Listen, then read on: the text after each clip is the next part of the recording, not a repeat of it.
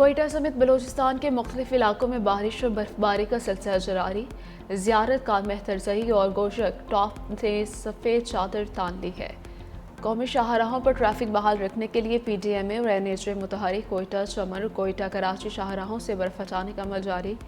शहरी को गैर ज़रूरी सफ़र से गुरेज की हिदायत। शदीद सर्दी के बाद दर्जे हरारत नुक्ता इंजुमात से नीचे गिरने का इम्कान है।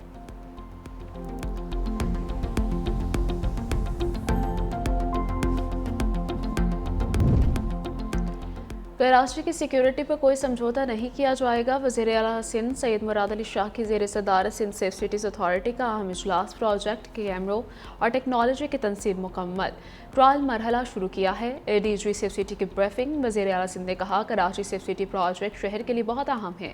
ईद ऐलान मुतारिफ करवाने के बाद अब कराची सेफ सिटी का पहला फेज़ लॉन्च करने वाले हैं।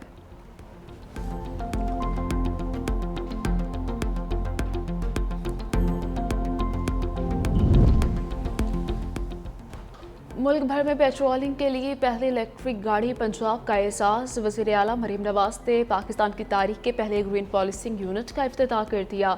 ग्रीन पॉलिसिंग यूनिट के इलेक्ट्रिक पेट्रोलिंग गाड़ी का मुआयना किया।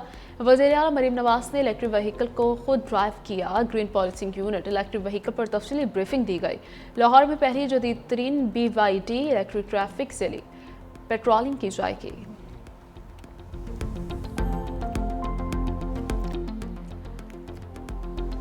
पाकिस्तान का सदर ट्रंप के बोर्ड ऑफ पीस में शामिल होने का ऐलान। वज़ारत ख़ारिजा के मुताबिक तर्जुमान की जानिब से जारी बयान में कहा गया कि पाकिस्तान ने गाज़ा में देरपान के हुसूल की खातिर बोर्ड ऑफ पीस में शामिल होने की दावत कबूल की है।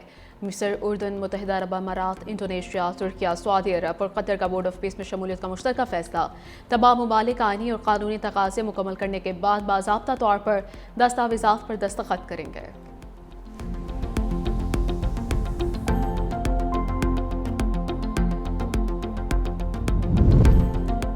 भारत में हिंदुत्व नज़रियात और अजीत डोवल डॉक्ट्राइन का गठजोड़।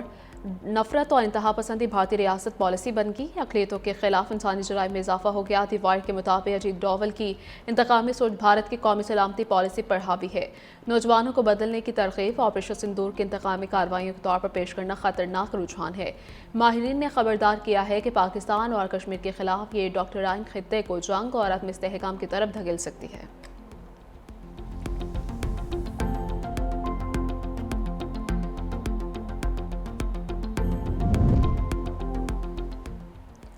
तालिबान रजीम में क़हत और माशी बहरान संगीन सूरत इख्तियार कर गया। अफ़गान जरीदा हश्ते सबा और वर्ल्ड फूड प्रोग्राम के मुताबिक लाखों अफ़गान शदीद भूख, गुर्बत और बेरोज़गारी का शिकार हैं।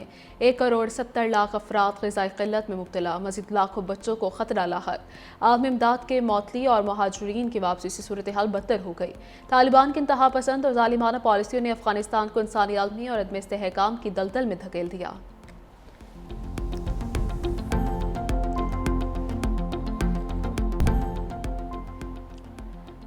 एशियन शॉटगन चैंपियनशिप कतर में पाकिस्तान की तारीख साज कामयाबी। पाक फौज के लेफ्टिनेंट कर्नल फरख नदीम ने नया आलमी रिकॉर्ड कायम करके पहला गोल्ड मेडल जीत लिया। 17 एशियाई ममालिक के मुकाबलों में शानदार कारकर्दगी, क्वालिफाइंग और फाइनल राउंड में शानदार हिट्स। पाकिस्तान के लिए दोहा से आने वाली बड़ी कामयाबी पूरी कौम के लिए बाइस फ़ख्र है।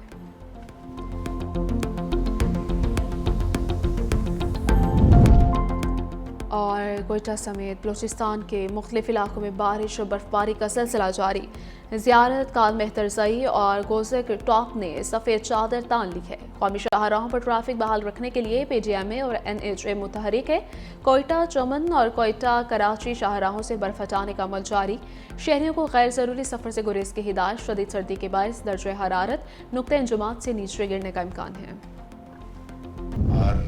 Tax collection to our GDP ratio is 10.5% today, which was 9% couple of years ago. This is a significant achievement. Secondly, our agri export last year have been very reassuring. Signed agreements, MOUs with American companies and Chinese companies. And Pakistan has been blessed by Allah Almighty with infinite natural resources.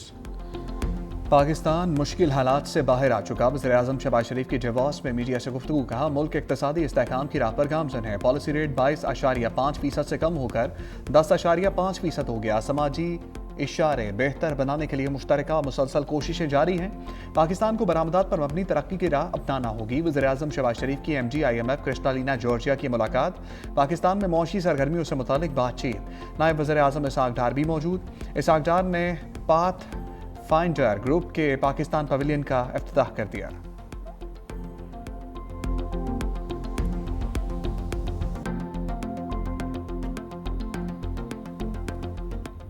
Trump की Europe में खड़े होकर यूरोपीय ममालिक को धमकियां। कहा, Greenland पर नेटो के पास 2 ऑप्शन है, हाँ या ना। ग्रीनलैंड देने के लिए हाँ करेंगे तो खुशी होगी, ना करेंगे तो याद रहेगा। हम नेटो के साथ खड़े होंगे, मगर ज़रूरत के वक्त वो हमारे साथ नहीं होगा। अमेरिका के ग्रीनलैंड हासिल करने पर नेटो को कोई ख़तरा नहीं। ग्रीनलैंड मादनियात नहीं, सिक्योरिटी की वजह से चाहिए। कई सालों तक यूरोप की मदद की, बदले में कुछ नहीं मिला। अमेरिका ने जर्मनी और जापान को शिकस्त देकर ग्रीनलैंड हासिल किया।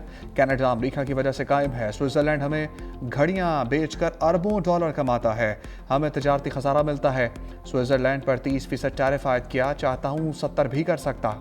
इक़्तिदार में आकर पाक भारत समेत कई जंगें रुकवाई।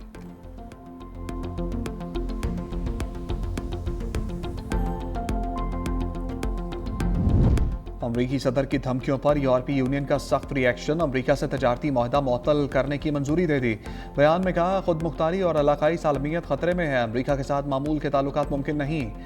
मुआहदा मुअत्तल करने के सिवा कोई चारा नहीं था। बरतानवी वज़ीर-ए-आज़म केयर स्टार्मर ने कहा, ट्रंप के दबाव के सामने नहीं झुकेंगे। फ्रांसीसी सदर इमानुएल मैक्रोन बोले, अमरीका यूरोप को अपना ताबे करना चाहता है, जो मुमकिन नहीं। नौ वादियाती तर्ज अमल की अब दुनिया में कोई गुंजाइश नहीं है। नेटो चीफ ने कहा, अमरीका को समझना चाहिए कि ग्रीनलैंड से ज्यादा बड़ा मसला रूस यूक्रेन जंग है।